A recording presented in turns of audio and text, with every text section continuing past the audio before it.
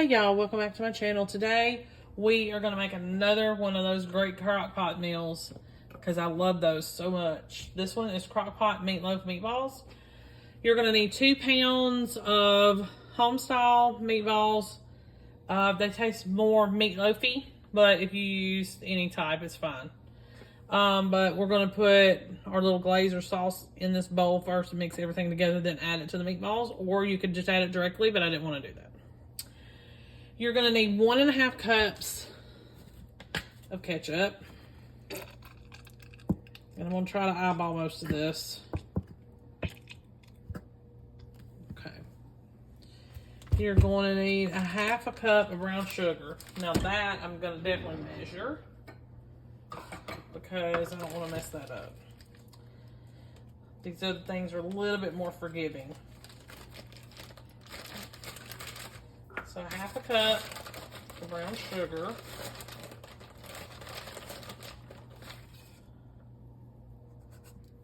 Okay. 1/2 cup of beef broth. I can measure that one too, I guess. And I'm just going to use unsalted. That way I can add the salt that I want. 2 tablespoons of yellow mustard.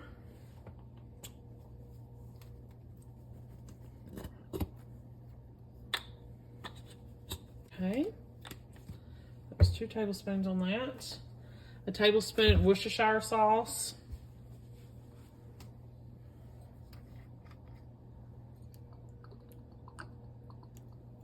Okay, and you're going to have to add about 1/2 teaspoon of onion powder, but I'm going to try to do a little bit more than that because I like the onion flavor.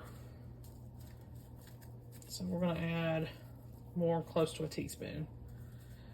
Okay. And then I'm going to whisk all this together. Okay. So we're going to move this over where y'all can see it. Now, like I said, 2 pounds of meatballs are already in here, sprayed crock. And then I'm going to add the sauce mixture that we just mixed up. And we're going to cook this for 2 to 2.5 hours on high, or 3 to 4 on low. And I'm going to cook it on low, I think, today. And I'm also going to keep checking on it to stir it up a little bit, but you don't have to. This is one of those ones you can sit, let it just sit for the day. But I am going to give it a quick stir right now, just so that all of these meatballs get coated. All right, so I'll see you back here this afternoon. 2.5 hours on high, 3 to 4 hours on low. Okay, y'all, so this is the finished product. I cooked those on low. They did perfect. I paired it with some green beans and mashed potatoes. You don't have to put them on top of the mashed potatoes like that if you don't want to. I'm going to sprinkle a little bit of parsley on top just for color. But you can add a little bit of it in. That's not going to hurt anything if you prefer it to be in the sauce or anything like that. Pretty easy, pretty simple. And you can add this to your weekly rotation. It's not going to be anything to make. I don't know that I would cook it all day long because they'd come apart. Make sure you like and subscribe. I'll see you next time. Hey y'all, welcome back to my channel.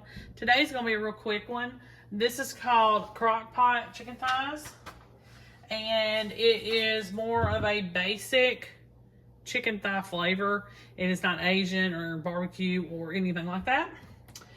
So what you need to do is trim any excess fat off your boneless, skinless chicken thighs that you want to trim off. You're going to dredge them in just a little bit of flour, and I put them in this crock insert.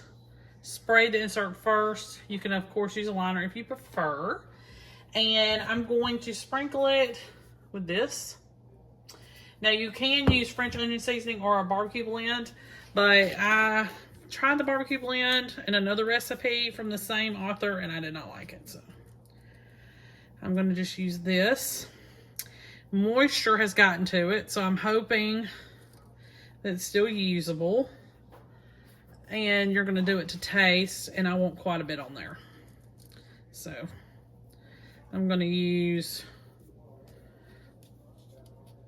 a couple tablespoons maybe, because I want to really, I haven't used this seasoning in a while, sorry.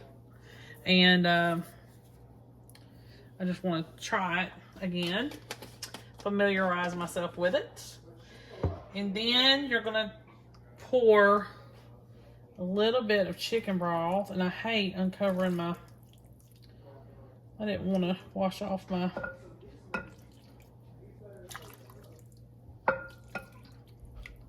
flour, but it is what it is.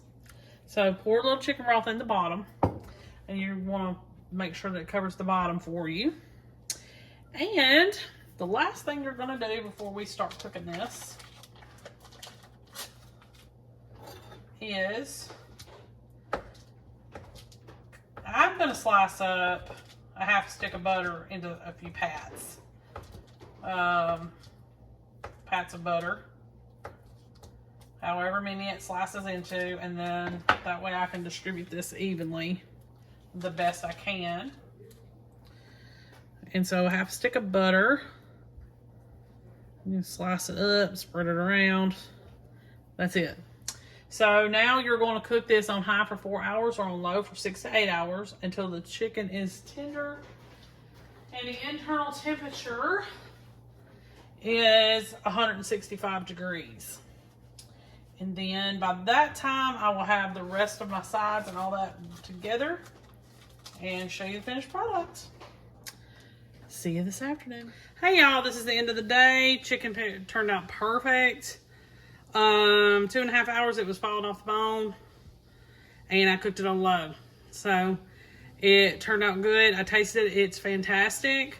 I was going to let you know of a little trick that I do, not always, but every now and then. When you have a meal that has gravy left over that you don't use, you end up not using it, instead of throwing it out, stick it in a freezer container of some sort and freeze it.